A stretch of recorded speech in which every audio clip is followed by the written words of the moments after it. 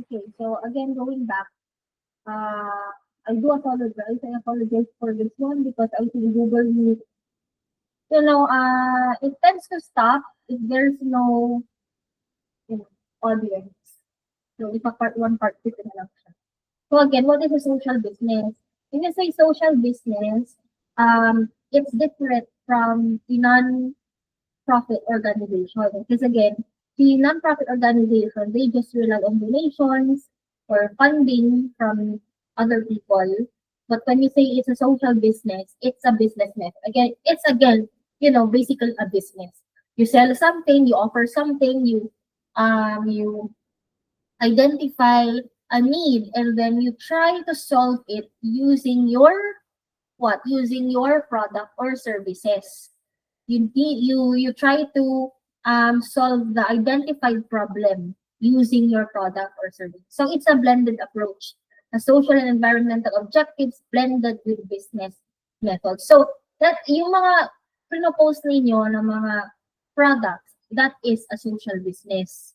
Because again, it identified some societal problems, especially when it comes to the environment and unemployment, ganun. Meron siyang tina-target na i-solve na problem. Okay, so that is a social business. Revenue sources can come from earned income or contributed sources like grants and subsidies. Profit distribution, it's focused on maximizing social benefit, not just financial return. So again, ito yung pagkakaiba dun sa traditional business na dito yung ordinary business. So si traditional talagang more on financial things. Kailangan kumita, kailangan earn lang earn, pero dito sa profit distribution, it's part of their profit, and part of their profit should go to some, social or environmental benefit. What's the mindset of social entrepreneurs? Mission driven.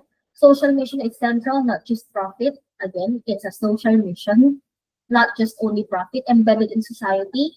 They think that they are part of the community and it's not just a business. Again, dahil nararamdaman nila na parte sila ng komunidad, there is this compelling feeling of them na gusto nilang makatulong sa iba. And it's a holistic approach. It combines environmental, economic, and social components of sustainability. Again, babalik na naman tayo sa triple bottom line. People, profit, and planet.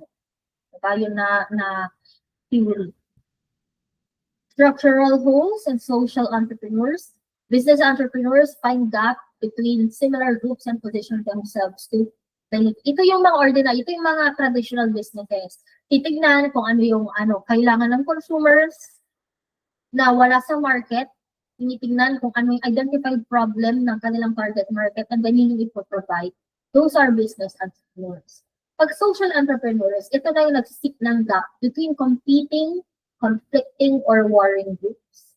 Ito ay medyo, parang yung dalawang grupo is hindi, may faction. So si social entrepreneur yung nagbe-bridge doon sa dalawang factions na iyon.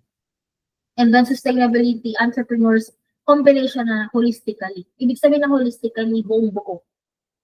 Growing trend of social entrepreneurs combining business and social impact. Yep. More people are seeking to use their business acumen to put advantage, which is good, which is a good thing.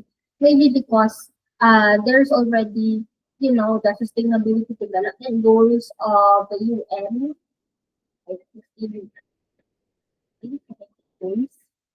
Ayun, yun yung gusto din makatulong ng mga businesses na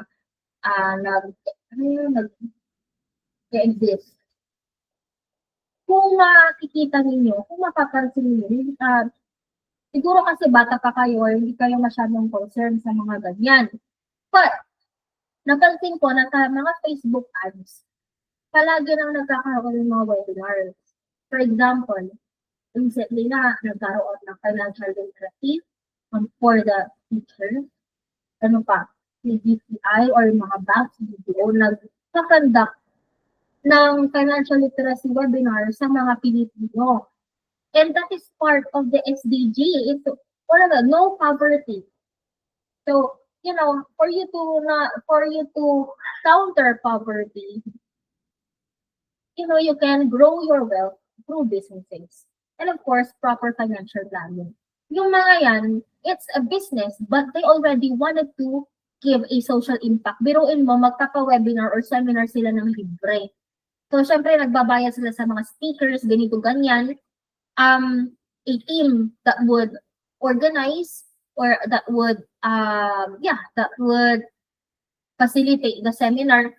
Hindi naman yung mga yon, hindi naman yon libre na hindi naman sila parang pinag-uusapan lang yung mga ibang tao na mag-facilitate is libre yun, hindi. So, part yun ng kanilang expenses. Wala silang gain doon, pero gusto nilang magkaroon ng social impact through those programs. Okay? Next is inspiring creativity and innovation. Social entrepreneurs are addressing some of the world's most pressing problems. Again, special mention the SDG of the UN. I think you're already aware of that. Even in LNU, kailangan kasama na sa curriculum ang pagtuturo ng mga sustainability development. And that is why that was a part of your product presentation. And a powerful force for good as a social entrepreneurship is a growing trend that is transforming communities. Actually, if you remember, yung pagde-develop ng isang country, it's through businesses. During the Industrial Revolution, wherein, a lot of people are in famine, talagang yung mga labor laws ay hindi masyadong maganda, talamak yung child labor na, if you remember in the US, yung mga batang nagmimina, batang minors, as early as 8 years old, nagmimina na sila, which is really very dangerous. Pero wala silang magagawa kasi nga, yun yung panahon na after ng giyera. So, kailangan nilang mag-work hard. Mahirap yung buhay noon. And through businesses, kailangan maging sustainable yung economy ng mga developed countries. So, kung makikita ninyo, during those period, talagang in-exploit lahat-lahat. Cutting of deforestation, cutting of trees, exploitation of the mines, the use of coal in the trains, air pollution, and everything. Lahat ng iyon, nagbibigay lang ngayon ng impact sa ating environment na negative, kaya nga napakanipis na ng ating ozone layer. Kung baga, ang mga businesses din ang may kasalanan kung bakit ngayon ganito na ang nagaganap sa ngayon.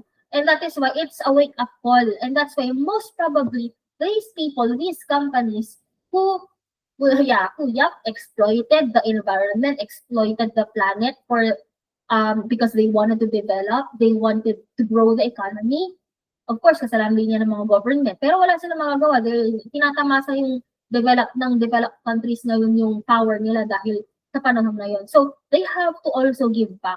Because if not, kung hindi ito maipapa-realize sa mga future business people just like you, students, malamang baka isa na rin kayo sa mga walang pake. And if that happens, if the future generation of business people would not be concerned about the environment and the society, lahat babagsak. Kasi in the end, tayo din lang yung umaano sa tayo rin lang ang nagdi-deplete or tayo rin lang ang makikinabang naman sa mga resources. Okay? So again, so that's it. If you have questions, this is the part 2, I think, of the discussion. Susunod ko na lang doon. No? And we will still have another topic for semifinals. If you have questions, mag-comment na lang sa stream.